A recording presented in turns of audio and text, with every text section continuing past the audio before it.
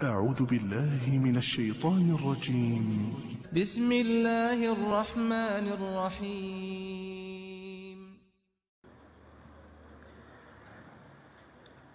بسم الله الرحمن الرحيم. السلام عليكم warahmatullahi wabarakatuh. Alhamdulillah al-muntafarridi li rububiyyati wa uluhiyah, wa asyhadu an la ilaha illallah wahdahu la syarikalah, wa asyhadu anna Muhammadan abduhu wa rasuluh ba'athahu Allah ilan nasi kafah bitauhidi wa syari'ati samhah.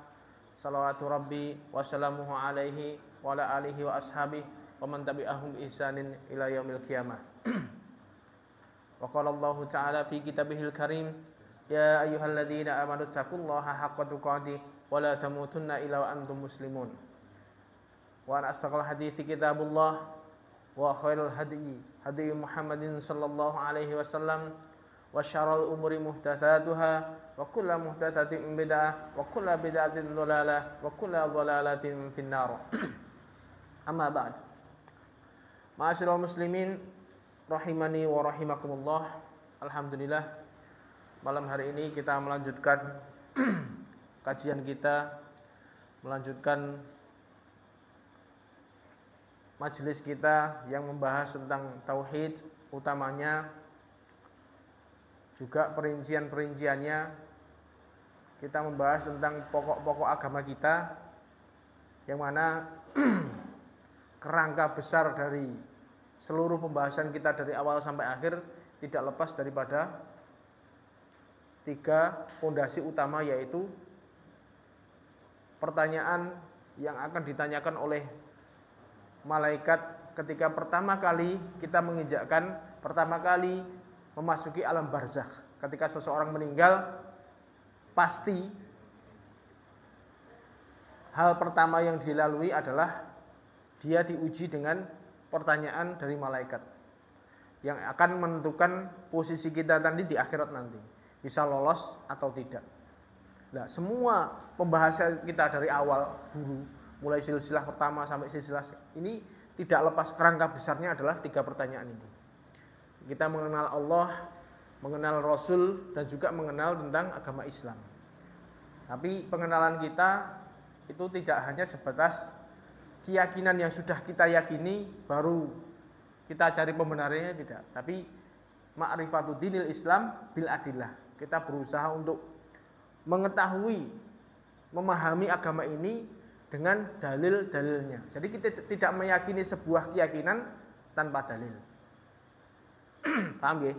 Jadi jangan heran dengan metode belajar kita, apabila sedikit-sedikit kita bahas sedikit, ada dalilnya, sedikit kita keluarkan dalilnya. Dalilnya dari Quran, Sunnah maupun ijma' para ulama. Kita sudah membahas tentang salah satu 6 rukun iman, yaitu kemarin kita sudah membahas tentang iman kepada Rasul. Yang sebelumnya kita sudah membahas 4 rukun iman. Kita membahas pembahasan minggu kemarin kita tentang beriman kepada para Rasul. Dan cara beriman kepada para Rasul yang sudah kita bahas pada pertemuan sebelumnya, yaitu kita yakin bahwasanya Rasul itu adalah betul-betul pilihan Allah. Yang kedua, bahwasanya Rasul itu adalah makhluk yang paling sempurna penciptaannya dan akidahnya, semuanya fisiknya juga paling sempurna. Yang ketiga, bahwasanya Rasul itu terlepas dari sifat dusta. Jadi beliau menyampaikan apa yang disampaikan oleh pada beliau, tidak ditambahi, tidak dikurangi, apa adanya disampaikan. Kemudian Rasul itu tidaklah wafat kecuali sudah sempurna menyampaikan risalahnya. Nabi Muhammad sudah wafat, berarti semua agama sudah sempurna ketika beliau wafat. Berarti agama, bentuk agama yang benar ya sesuai apa yang beliau ajarkan saat itu, tidak ditambahi dan juga tidak dikurangi. Juga yang cara beriman berikutnya yang kelima, yaitu bahwasanya Rasul adalah manusia biasa, bisa mati dan juga bisa tertimpa rasa sakit seperti halnya yang manusia alami. Kemudian pembahasan kita kali ini melanjutkan pembahasan sebelumnya, yaitu yang keenam, cara beriman kepada para rasul, yaitu kita harus meyakini dengan keyakinan yang dalam bahwasanya mereka para rasul itu maksum, terjaga dari dosa-dosa besar seperti halnya zina, mencuri, menipu, sihir, kemudian membuat berhala dan lain-lain. Ini adalah kesepakatan semua kaum muslimin, semua ulama dari zaman dulu, mutaqaddimin maupun mutaakhirin, semua sepakat bahwasanya para rasul adalah maksum, terjaga dari kesalahan-kesalahan, dosa-dosa besar. Seperti ini apa namanya? Keyakinan kita harus seperti itu. Jangan seperti halnya keyakinan Yahudi dan Nasrani yang tertuang di dalam kitab-kitab mereka. Mereka mengatakan, Yahudi dan Nasrani yang sudah kita pelajari, mereka mengatakan bahwasanya Nabi Harun itulah yang membuat berhala yang disembah oleh kaum Bani Israel. Itu jelas sebuah pernyataan yang mencederai kehormatan para rasul. Para rasul terjaga dari hal itu. Enggak mungkin rasul yang membuat berhala malahan. Seperti halnya tuduhan mereka. Kemudian tuduhan mereka yang mengatakan bahwasanya Nabi Ibrahim itu mengorbankan istrinya kepada seorang raja yang zalim saat itu. Jadi ketika Nabi Ibrahim dan istrinya memasuki sebuah negeri yang dipimpin oleh seorang raja yang zalim. Kalau keyakinan orang Islam, dan itu sudah tertuang di dalam hadis-hadis sahih, ketika Nabi Ibrahim masuk ke dalam suatu negeri yang situ rajanya zalim, dan kita tahu Sarah itu adalah perempuan yang istrinya Nabi Ibrahim, Sarah itu adalah perempuan yang sangat cantik, paling cantik, perempuan yang paling cantik yang ada di masa itu, sehingga membuat orang-orang akan terpesona dengan kecantikannya Sarah. Termasuk ketika Nabi Ibrahim ketika masuk sebuah gerbang negeri dilaporkan, ini ada wanita cantik, dilaporkan dengan rajane, wahai raja, saya tadi melihat ada wanita cantik. Kemudian dipanggillah laki-laki dan perempuan ini. Kemudian Nabi Ibrahim takoni, ini siapa? Perempuan ini siapa? Nabi Ibrahim tahu maksudnya. Seandainya Nabi Ibrahim mengatakan ini adalah istriku, maka dengan karakteristik raja itu pasti Nabi Ibrahim akan dibunuh dan istrinya diambil begitu saja. Makanya Nabi Ibrahim mengatakan bahwasanya ini adalah saudariku. Sarah ini, perempuan ini adalah saudariku. Itu namanya tauriyah. Tauriyah itu mengatakan sesuatu yang sesuatu yang ambigu, bisa multi makna. Sebenarnya dikatakan bohong nggak bohong. Negeri itu nggak ada yang beriman kecuali mereka berdua, dan sesama orang beriman adalah saudara seagama. Makanya Ibrahim mengatakan dia adalah saudariku, saudari dalam Islam, padahal dia istrinya. Tapi Ibrahim dengan keyakinan tauhid yang kuat, dia yakin bahwasanya Allah akan menyelamatkan mereka, Allah akan menjaga istrinya dari gangguan raja ini. Betul, ketika Nabi Ibrahim mengatakan bahwasanya ini istrinya, ini adalah saudarinya, Nabi Ibrahim tidak dibunuh, bahkan ya intinya raja pengen selain ngepek istri, jadi pengen mengambil Sarah ini sebagai wanitanya. Tapi benar-benar ketika Sarah itu dengan tauhid yang kuat, Allah betul-betul menjaga sehingga raja sama sekali nggak bisa menyentuh dia.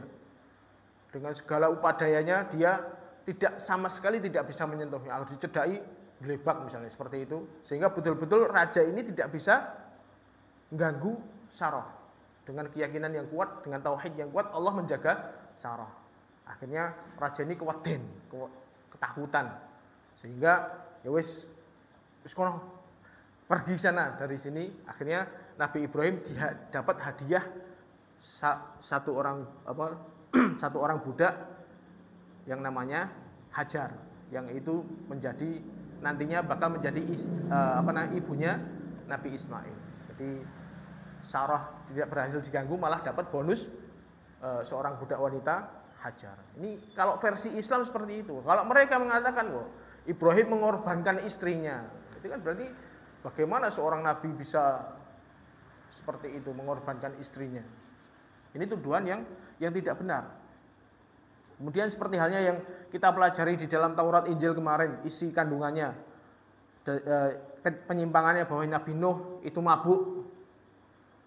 Kemudian Nabi Lot menzinai anak perempuannya. Ini kan tuduhan-tuduhan yang nggak benar lah. Ini kalau keyakinan kita harus meyakini bahwasanya Nabi tidak akan mungkin melakukan perbuatan dosa besar seperti ini. Nabi terjaga dari perbuatan-perbuatan dosa besar.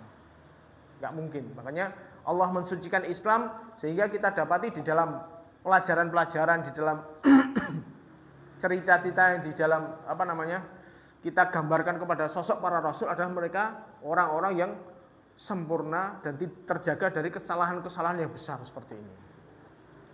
Adapun dosa kecil memang menurut sebagian ulama terkadang seorang nabi melakukan dosa kecil. Namun tidak sampai dosa kecil itu mempengaruhi wahyunya. Tidak mempengaruhi wahyu yang turun sehingga tidak merubah ayat, tidak merubah kandungan kitab. Itu dosa kecil yang diampuni. Dan cepat sekali mereka bertobat kepada Allah ketika mereka terjatuh ke dalam kesalahan. Seperti halnya kita tahu kisah yang seperti ini di dalam surat Al-Baqarah maupun Al-A'raf ketika Nabi Adam alaihi salam beliau dilarang untuk memakan buah tertentu di dalam surga. Akan tetapi beliau melanggarnya. Ini kan kesalahan dosa. Nabi Adam melakukan sebuah perbuatan dosa. Tapi dosanya dosa yang kecil diampuni oleh Allah. Begitu melakukan kesalahan langsung bertobat kepada Allah. Beliau mengatakan Rabbana dzalamna anfusana wa illam taghfir lana wa tarhamna lanakunanna minal khasirin. Wahai Rabb kami telah menzalimi diri kami sendiri dan seandainya Engkau tidak mengampuni dosa kami dan menyayangi kami, niscaya kami termasuk orang-orang yang rugi.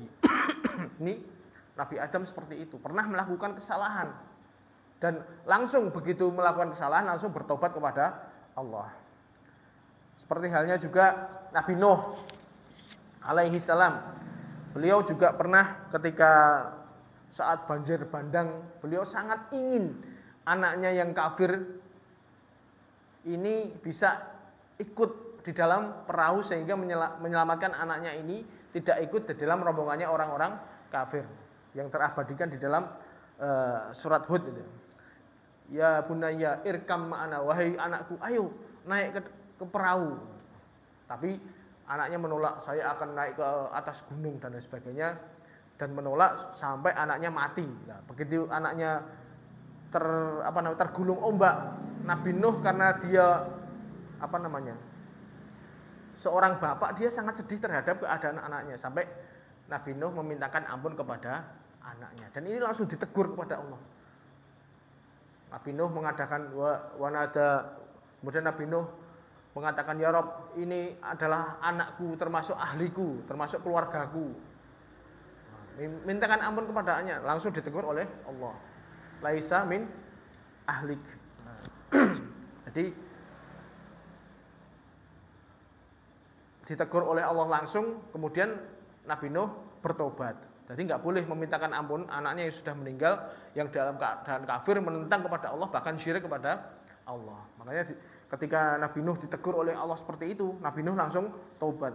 Qala rabbi inni a'udzubika an as'alaka ma laisa li bihi ilm wa illa taghfirli wa tarhamni aku minal khasirin. Wahai Tuhanku, sungguhnya aku berlindung kepadamu dari meminta sesuatu yang aku tidak memiliki ilmu tentangnya. Nabi Nuh meminta maaf karena memohonkan ampun untuk anak yang kafir. Dan itu ditegur langsung oleh Allah. Seandainya engkau tidak mengampuni aku dan menyayangi aku, maka aku termasuk orang-orang yang rugi. Ini Nabi Nuh ya pernah salah juga. Nabi Musa juga seperti itu. Beliau di dalam kisah yang sangat mungkin kita tahu bahwasanya ketika ada Bani Israel padu dengan kaumnya Fir'aun.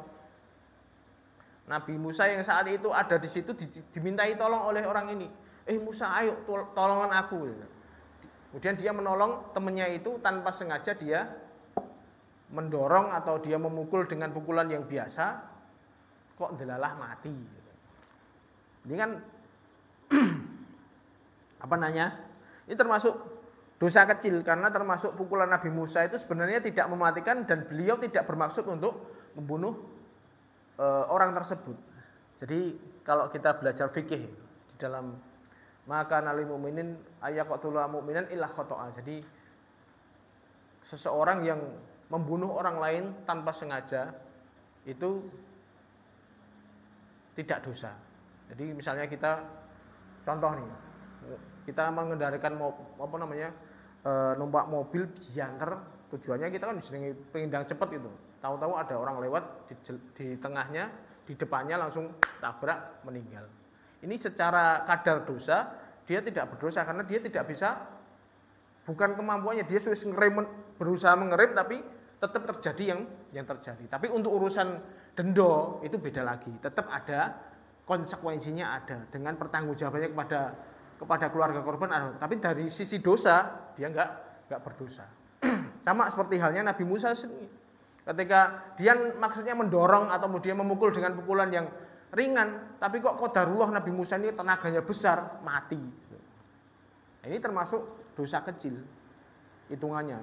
Jadi Nabi Musa bukan berniat untuk membunuh karena bahkan sampai setelah itu sangat menyesal dengan seperti itu. Nabi Musa sangat menyesal dengan perbuatannya itu. Makanya beliau bertobat kepada Allah dalam firman Allah surat Al-Qasas. Qala rabbi inni dzalamtu nafsi faghfirli faghfar lahu innahu huwal ghafurur rahim. Wahai Rabbku, sungguhnya aku mendolimi diriku sendiri, maka ampunilah aku. Maka Allah tahu bahwasanya Nabi Musa tidak sengaja dan Nabi Musa mohon ampun, makanya Allah mengampuni Nabi Musa. Ini Nabi Musa juga terjatuh dalam kesalahan, tapi kesalahannya tidak sampai yang kesalahan fatal seperti halnya zina, kemudian minum khamar dan lain sebagainya, itu tidak seperti itu. Kemudian juga dikisahkan ketika Nabi Yunus itu juga pernah melakukan kesalahan. Dia dakwah di dalam kaumnya tapi nggak sabar. Ketika dia dakwah pada kaumnya tidak menerima dakwahnya, dia marah-marah. Dia marah-marah dan meninggalkan kaum tersebut. Jadi nggak sabar dalam dakwah sehingga dia meninggalkan kaumnya dalam keadaan marah. Laknat, kaumnya dilaknat agar diazab oleh Allah, kemudian dia pergi dari tempat itu. Makanya Nabi termasuk apa yang beliau lakukan adalah kesalahan. Karena ya karakteristik Nabi adalah sabar. Tapi Nabi Yunus tidak sabar. Sampai terjadilah yang terjadi. Jadi ketika Nabi Yunus sudah pergi dari kaumnya keadaan marah, seketika itu Allah menurunkan awan yang sangat pekat yang akan mengadab kaumnya. Ketika kaumnya mau diadab, ternyata kaumnya sadar dan mau bertobat. Jadi kaumnya selamat, Nabi Yunus malah akhirnya oleh Allah mendapatkan cobaan, yaitu ditelan oleh ikan paus. Ketika meninggalkan kaumnya, dia naik kapalnya udah mau oleng, akhirnya diundi di situ siapa yang karena kelebihan beban harus ada salah satu yang dibuang ke laut. Diundi sampai 3 kali, tetap Nabi Yunus, ya sudah Nabi Yunus yang dilemparkan ke laut. Gak lama setelah itu ikan paus memakannya. Seperti halnya dan ketika Nabi Yunus dalam keadaan seperti itu, beliau bertobat kepada Allah. Wa nada wa dhannuni idzhabal mughadiban.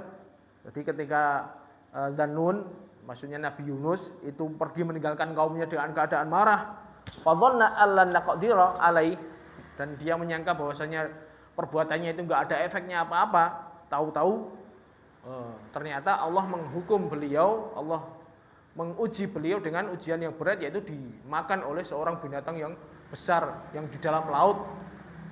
Jadi melalui 3 kegelapan.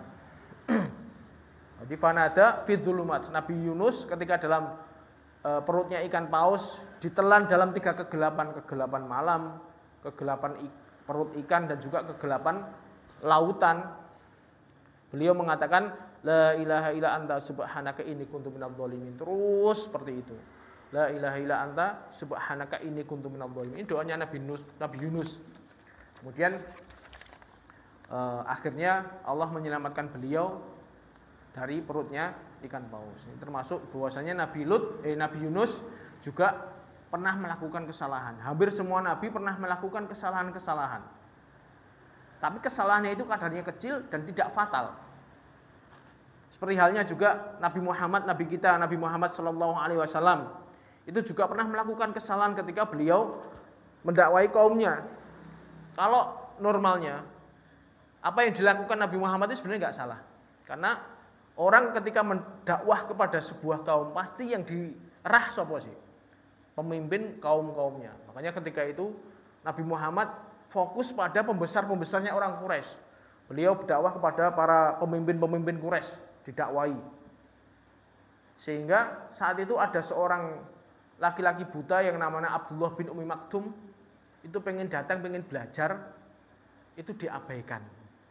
Karena Nabi saat itu fokus untuk dakwah kepada kaumnya. Dan karakteristiknya orang Quraisy saat itu, orang yang merasa dirinya besar, dia nggak mau campur dengan orang-orang biasa. Makanya mereka mengatakan, saya nggak mau gabung dengan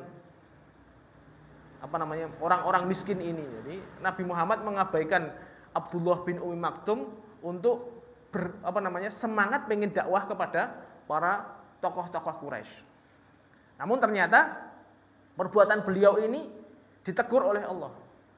Turunlah surat Abasa wa tawalla an ja'ahul a'ma. Kamu ada Abasa wa tawalla, cemberut dan berpaling. Abdullah bin Umi Maktum ini kan buta. Abdullah bin Umi Maktum ini seorang laki-laki buta, pengen belajar agama, diabaikan oleh Nabi. Kira-kira nek Nabi berpaling sama merenggut itu orang buta ini tahu enggak? Enggak tahu. Enggak ngerti. Wong dia buta. Tapi Allah menegur dia. Allah menegur Nabi Muhammad sehingga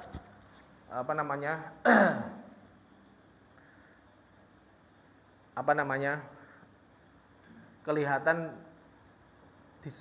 Nabi Muhammad ditegur karena kesalahan itu.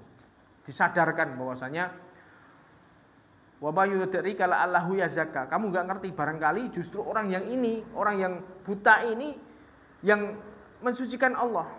Au yadzakaru fatanfa'ahu dzikra. Atau dia pengen belajar dan untuk mendapatkan manfaat dari pelajaran.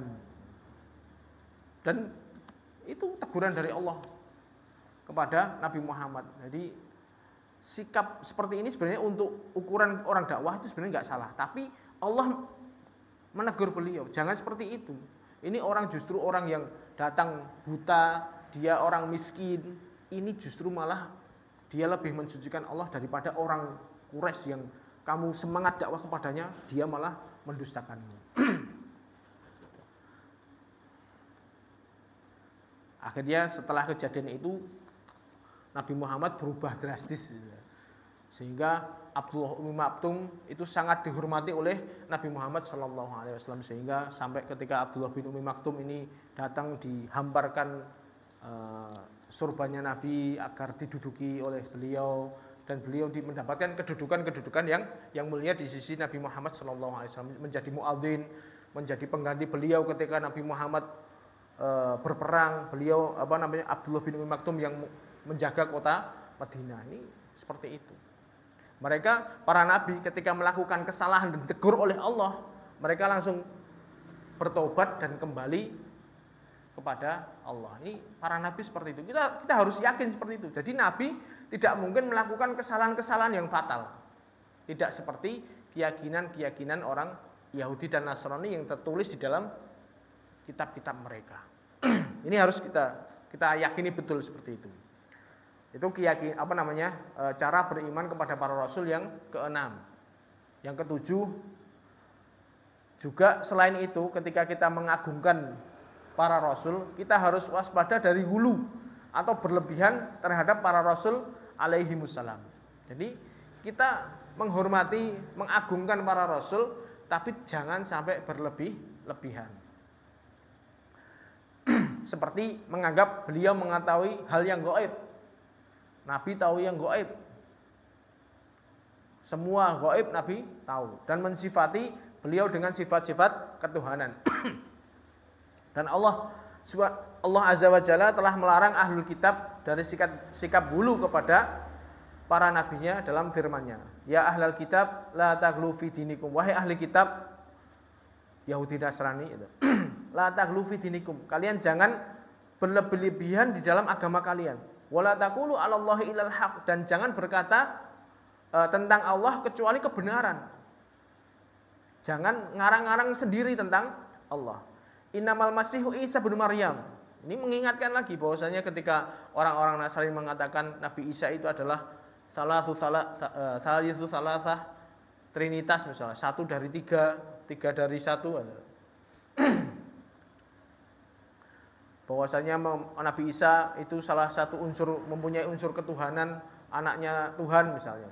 Diingatkan oleh Allah. Innamal masih Isa bin Maryam Rasulullah wa kalimatuh. Masih Nabi Isa adalah utusan Allah dan juga mukjizat kalimatnya Allah yang Allah tiupkan, ruhnya Allah yang meskipun beliau lahir tanpa bapak, Allah bisa mampu. Itu adalah tanda mukjizatnya. Alqaha ila Maryam wa ruhum min. Fa aminu billah wa rasulihi wa la taqulu salasah. Maka imanlah kalian kepada Allah dan Rasulnya, dan jangan berkata bahwasanya Nabi Isa adalah salah satu dari unsur trinitas. Ini Allah tegur kepada orang-orang ahli kitab seperti itu. Jadi nggak boleh, meskipun kita mengagungkan Nabi kita, tidak boleh kita berlebih-lebihan sampai menganggap bahwasanya Nabi mengetahui segalanya.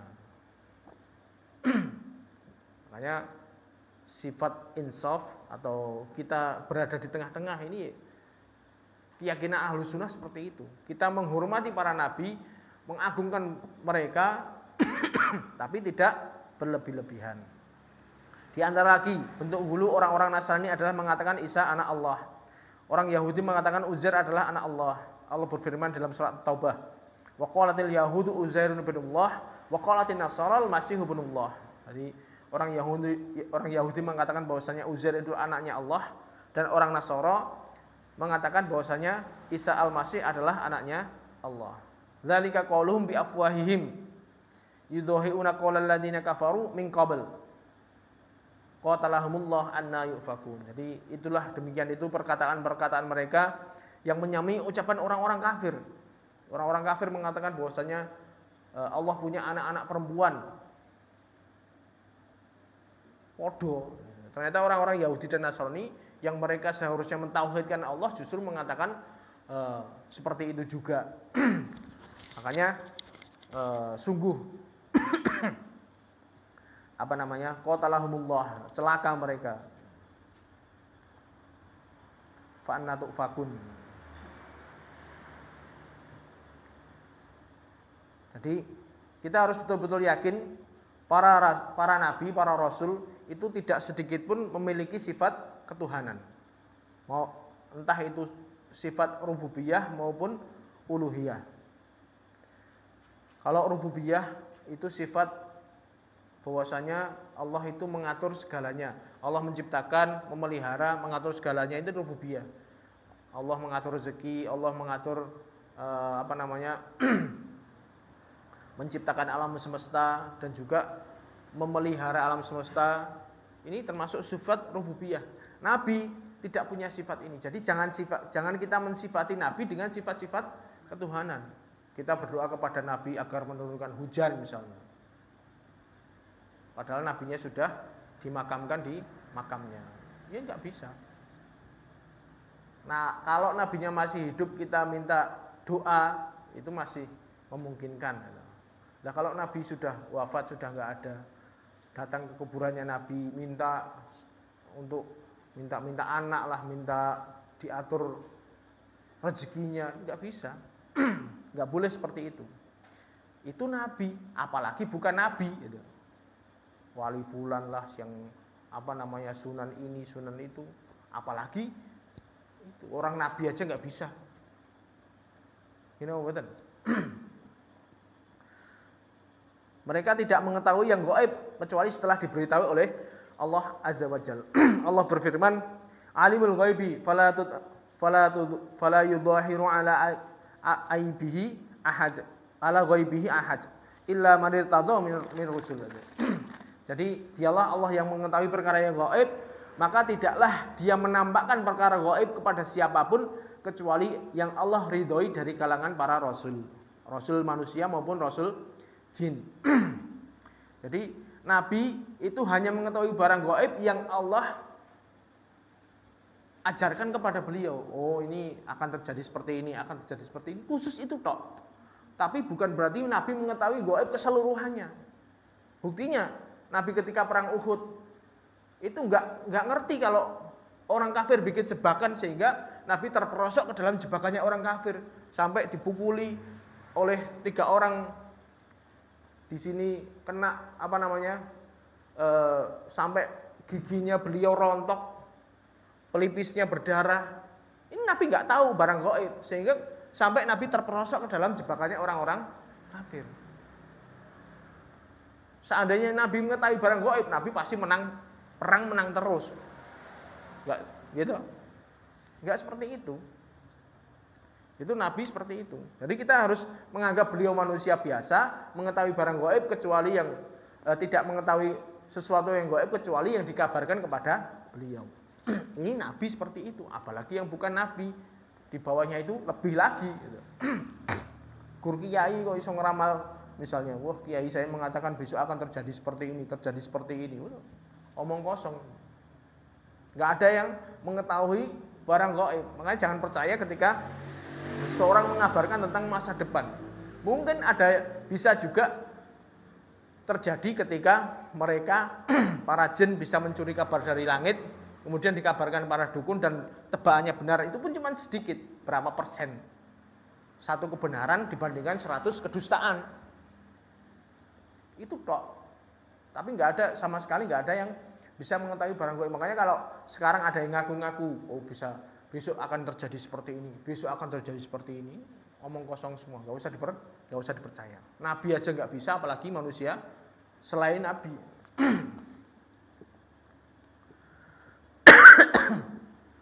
Dan juga Nabi itu tidak bisa memberikan manfaat dan mudarat kecuali dengan kehendak Allah. Allah berfirman, "Qul la amliku li nafsi naf'an wala dharan illa ma syaa Allah. Walau kuntu a'lamul ghaiba lastakthartu minal khair wa ma masaniya su' in ana illa nadhirun wa basyir liqaumin yu'minun." Katakanlah, aku tidak memiliki untuk diriku sendiri manfaat dan mudarat kecuali apabila Allah menghendaki. Jadi Nabi sendiri mengatakan bahwasanya saya tidak bisa memberikan manfaat dan mudarat kecuali yang sudah dikehendaki oleh Allah. Seandainya, Nabi sendiri mengatakan, seandainya saya mengetahui barang yang gaib, maka aku akan memperbanyak kebaikan-kebaikan. Dan tentunya aku tidak akan ditimpa kejelekan ini. Seandainya Nabi tahu barang gaib, Nabi tidak akan tertimpa musibah. Tapi kenyataannya Nabi juga tertimpa oleh musibah. Tidaklah aku kecuali sebagai pemberi peringatan dan pemberi kabar gembira bagi orang-orang yang beriman. Itu tok fungsi Nabi. Tidak lebih. Tidak boleh kita terlalu mengagung-agungkan sampai mengangkat derajat beliau di atas makomnya. Ini tidak boleh. Makanya kita sebagai keyakinan yang benar, kita mengagungkan beliau tapi tidak berlebih-lebihan. Ini kepada Nabi aja seperti itu, apalagi kepada selain Nabi, guru, ustadz, kiai atau fulan wali-wali itu semuanya masih di bawahnya. Jadi tidak boleh kita menganggap mereka bisa mengabulkan semua harapan kita. Kemudian cara beriman kepada Nabi yang ke-8 pada para rasul, itu keyakinan yang dalam bahwasanya Allah melebihkan sebagian nabi dan rasul di atas sebagian yang lain tanpa merendahkan dan melecehkan harga diri dan kedudukan nabi yang lain. Allah Subhanahu wa taala berfirman, "Tilka rusulu faddalna ba'dahum 'ala ba'd." Itu adalah para rasul, kami telah memuliakan sebagian mereka di atas sebagian yang lain. Memang kita tidak boleh mengunggulkan seorang nabi dengan merendahkan nabi yang lain. Seperti halnya orang-orang Yahudi misalnya. Mereka ketika di Madinah itu sampai ditempeleng oleh kaum muslimin gara-gara mereka mengunggulkan, memuji-muji Nabi Musa dan merendahkan Nabi Muhammad. Sahabat enggak terima, ditempeleng. Dan Nabi mengatakan jangan kalian saling membanding-bandingkan Nabi. Maksudnya tidak boleh mengunggulkan yang satu kemudian merendahkan yang lain. Misalnya ini Nabi Musa sama Nabi Isa sama Nabi Muhammad kemudian dibentrok-bentrokkan, itu enggak boleh. Mereka sama-sama memiliki keunggulan. Ada yang Nabi itu semuanya pilihan, tapi di antara pilihan itu ada yang lebih pilihan lagi. Ini yang seperti yang keyakinan yang benar seperti itu. Jadi Allah melebihkan salah seorang di antara mereka mengalahkan yang lainnya. Dan Allah berfirman, "Walaqad faddalna ba'dhan nabiyyina 'ala ba'd." Allah memuliakan sebagian nabi atas sebagian yang lain. Adapun ayat yang berbunyi, la nufarriqu baina ahadin mir rusuli, kami tidak membedakan di antara seorang pun dari rasul-rasulnya. Maka maksud dengan membedakan di sini adalah beriman dengan sebagian rasul dan mengingkari sebagian yang lain. Seperti halnya orang yang beriman dengan Nabi Isa tapi kufur dengan Nabi Muhammad SAW. Ini enggak boleh seperti itu. Jadi tidak boleh membeda-bedakan. Orang Yahudi dia beriman kepada Nabi Musa tapi tidak beriman kepada Nabi Isa dan tidak beriman kepada Nabi Muhammad. Orang Nasrani beriman kepada Nabi Musa, beriman kepada Nabi Isa tapi tidak beriman kepada Nabi Muhammad. Ini enggak boleh seperti itu. Harus semuanya diimani. Nah, di antara para rasul mereka ada yang terbaik yaitu para ulul azmi. Orang-orang yang memiliki kesabaran yang kuat. Jadi di antara mereka, di antara para rasul itu ada ulul azmi. Allah Subhanahu wa taala berfirman, "Fasbir kama sabara ulul azmi minar rusul." Maka bersabarlah engkau sebagaimana ulul azmi di antara para rasul telah bersabar. Surat Al-Ahqaf ayat 35. Jadi menurut sebagian ulama yang dimaksud dengan ulul azmi ini adalah 5 orang nabi. Mereka adalah nabi-nabi yang spesial di antara nabi-nabi yang lain, yaitu Nabi Nuh, Nabi Ibrahim, Nabi Musa, Nabi Isa dan juga Nabi Muhammad alaihimussalam.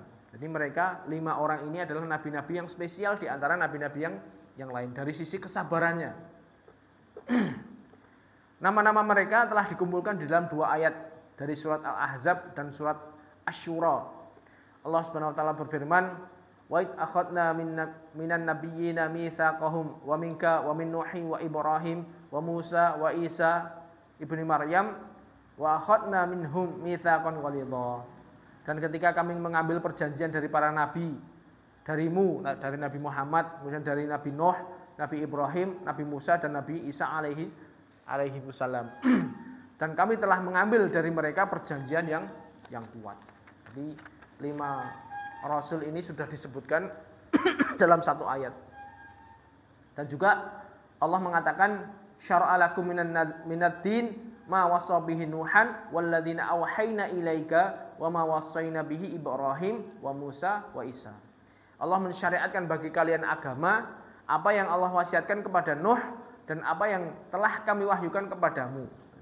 Nabi Muhammad, Nabi Nuh dan juga apa yang telah kami wasiatkan kepada Nabi Ibrahim, Nabi Musa dan juga Nabi Isa. Surat Asy-Syura. Jadi kelima nabi inilah dan juga Nabi Adam yang tersebut di dalam hadis tentang asy-syafa'atul uzma yang kita sudah sebutkan hadisnya di dalam silsilah hari akhir.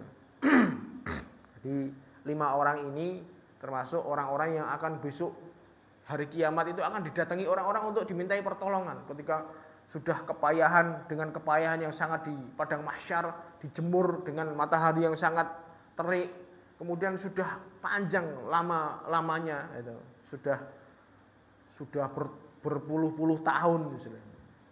Di situ kemudian mereka sudah hampir putus asa, akhirnya mereka minta pertolongan kepada orang-orang yang bisa minta kepada Allah agar segera memulai pengadilan. Maka mereka datang kepada Nabi Adam. Nabi Adam enggak bisa, Nabi Nuh enggak bisa, kemudian Nabi Ibrahim, Nabi Ibrahim juga nggak mau, nggak berani. Nabi Musa, kemudian Nabi Isa, dan juga kemudian baru ketika mereka minta tolong kepada Nabi Muhammad kemudian sujud dengan sujud yang lama, kemudian dikabulkan oleh Allah. Dan Allah datang dikabarkan dalam surat Al-Fajr, wajah rabbuka wal malaku soffan soffa. Kemudian Rabbmu datang dengan para malaikat dengan berbondong-bondong dengan memulai pengadilan untuk manusia.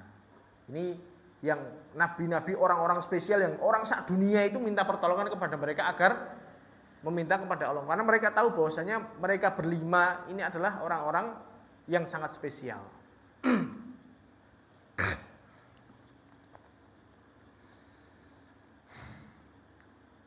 Tapi di antara 5 orang ini ada yang lebih spesial lagi. 5 orang ini sudah spesial di antara para nabi. Tapi di antara mereka berlima ada yang lebih spesial lagi. Rasulullah sallallahu alaihi wasallam Allah berfirman, wattaqadallahu Ibrahim khalila. Jadi Allah telah mengambil Nabi Ibrahim sebagai khalilnya, sebagai kekasihnya. Berarti Nabi Ibrahim adalah pilihan. Dan juga Rasulullah SAW bersabda, fa innallaha ta'ala qad takhadani khalilan kama takhada Ibrahim khalila. Allah telah mengambil aku sebagai kekasih sebagaimana Allah mengambil Ibrahim sebagai kekasih. Hadis rawahu Muslim. Jadi di antara 5 ini 2 yang spesial yaitu Nabi Ibrahim dan Nabi Muhammad. Nah, 2 di antara ini, di antara Nabi Ibrahim dan juga Nabi Muhammad, yang paling pol lagi, yang lebih spesial lagi adalah Nabi Muhammad. Rasulullah SAW bersabda, ana sayyidu waladi Adam yaumal qiyamah. Aku adalah pemuka anak-anak Adam pada hari kiamat, wala fakhra, dan aku tidak sombong. Jadi Nabi Muhammad ini adalah di antara 5 orang nabi ini beliau termasuk spesial. Yang paling spesial adalah nabi kita Nabi Muhammad SAW. Ini kita harus yakini itu, bahwasanya mereka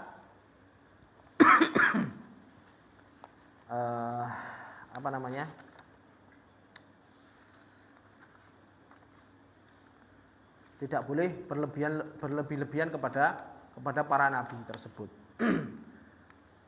Dan para nabi itu punya jenjang, ada yang di antara mereka lebih unggul daripada yang lainnya. Termasuk nabi kita Nabi Muhammad SAW adalah yang terbaik di antara para nabi tersebut. Kemudian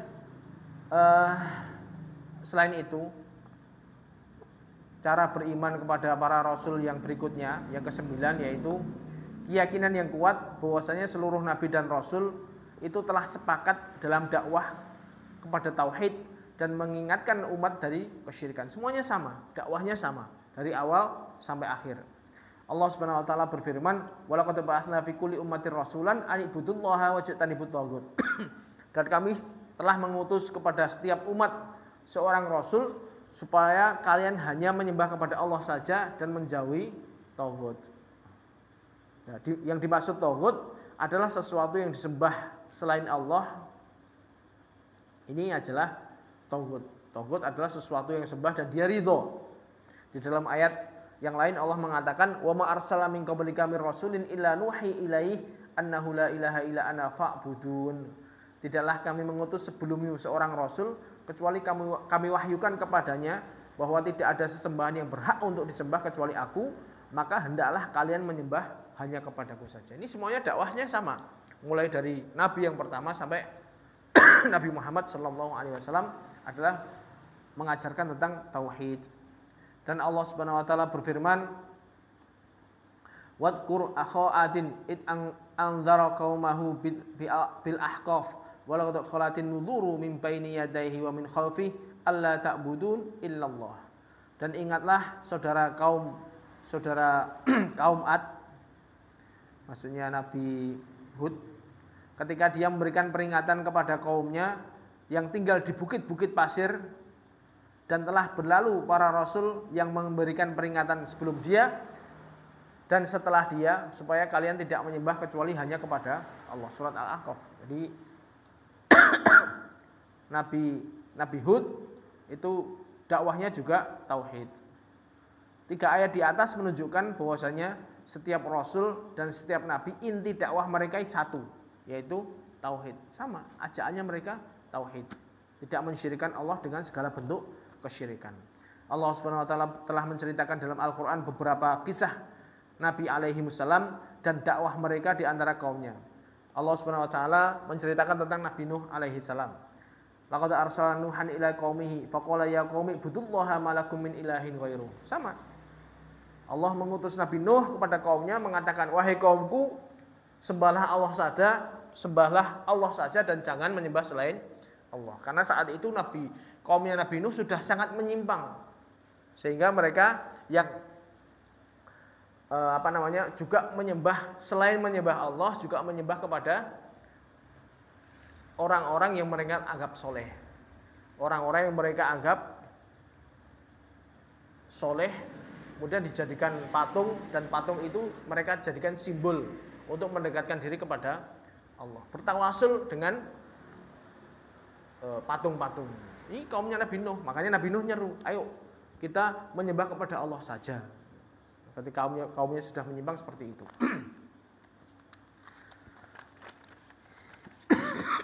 Dan Allah Subhanahu wa taala menceritakan tentang Nabi Hud alaihi salam.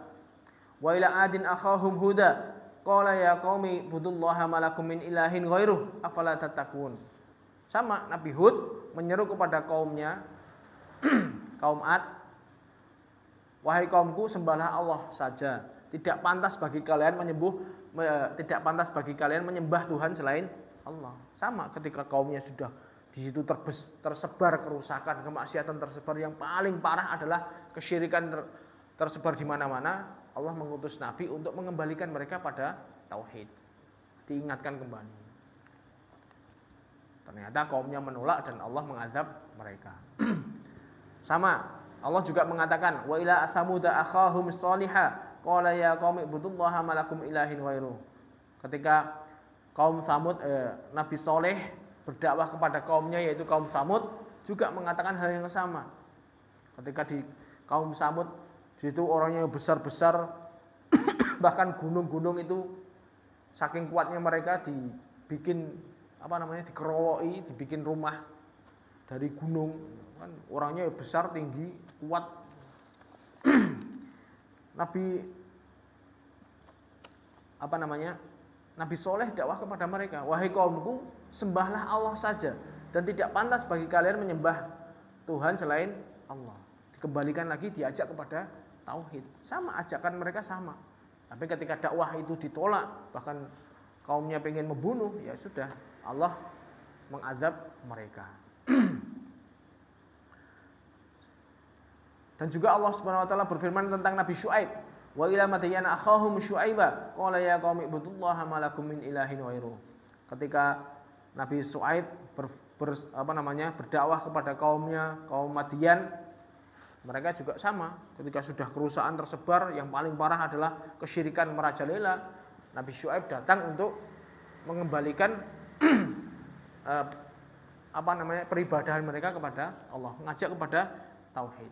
Ini adalah inti dakwah para rasul seperti itu, mulai dari awal sampai akhir. Rasul pertama yaitu Nabi Nuh sampai dengan Nabi Muhammad, inti dakwahnya sama. Ayo kita kembali menyembah kepada Allah. Ketika tersebar kesyirikan di dalam kaumnya. Ayat di atas menunjukkan bahwasanya masing-masing nabi dan rasul itu berdakwah pada tauhid. Ini menunjukkan inti ajaran mereka. Adapun masalah hukum-hukum seperti tata cara ibadah, tentang halal haram, ini kadang-kadang terjadi perbedaan antara nabi satu dengan nabi yang lain. Syariat sholat di dalam Nabi Nuh dengan syariat sholat ketika Nabi Musa, syariat sholat yang disyariatkan kepada Nabi Isa maupun kepada Nabi Muhammad, itu tata caranya beda-beda. Tapi inti dakwahnya sama, tauhid. Makanya Allah berfirman, likullin ja'alna minkum syir'atan wa minhaja. Masing-masing kami telah jadikan syariat dan juga tata cara. Jadi antara tata cara Nabi Musa, tata cara Nabi Isa beda-beda, syariatnya beda. Tapi tauhidnya sama. Makanya Rasulullah sallallahu alaihi wasallam bersabda, al-anbiya ikhwatun min allat wa ummatuhum syatta wa dinuhum wahid. para nabi adalah saudara sebapak, yang mana ibu-ibu mereka itu beda, tapi agama mereka yaitu satu. Jadi para nabi itu punya inti dakwahnya sama, bapak mereka satu yaitu tauhid. Adapun tata caranya, hukum-hukumnya beda-beda. Di dalam hadis ini para nabi diumpamakan seperti halnya saudara dari satu bapak berlainan ibu. Maksudnya sama-sama berdakwah pada tauhid meskipun tata cara yang berbeda. Makanya Al-Imam An-Nawawi rahimahullah berkata, "Fal murad bihi aslu tauhid wa aslu ta'atullah ta'ala. Wa in ikhtalafat sifatuhum." Maka yang dimaksud dengannya adalah saudara seibu tadi, saudara sebapak tadi adalah pokok-pokok agamanya itu tauhid dan pokok ketaatannya sama meskipun tata cara mereka berbeda-beda. Ini adalah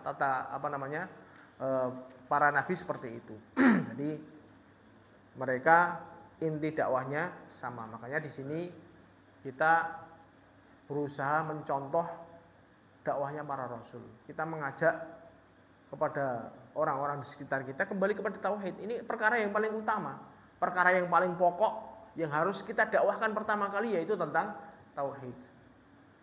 Meskipun orang mengatakan ini pelajarannya cah SD, tauhid meneh. Wong kabeh ngerti tauhid. Mungkin ya bilangnya seperti itu, tapi prakteknya di masih banyak praktek sing percaya dukun, sing percaya jimat-jimat, sing percaya dengan hari baik, hari buruk. Tentang ini ternyata seperti itu. Kita hidup di masyarakat yang nggak ngerti tentang tauhid. Makanya kita kembalikan ajaan kita. Kita berusaha dakwah kepada masyarakat yang seperti itu agar mereka kembali kepada Allah Subhanahu wa taala. Inilah tujuan kita belajar tentang tauhid, sehingga kita berusaha dakwah semampu kita, orang-orang sekitar kita, sehingga menyelamatkan mereka dari hal-hal yang membahayakan agama mereka.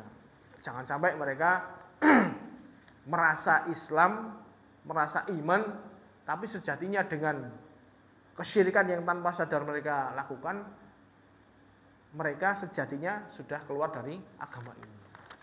Wal iyadu billah. Insyaallah mungkin itu yang bisa kita sampaikan pada pertemuan kali ini. Wabillahi taufik wal hidayah. Subhanakallahumma bihamdika asyhadu an la ilaha illa anta astaghfiruka wa atubu ilaik. Assalamualaikum warahmatullahi wabarakatuh.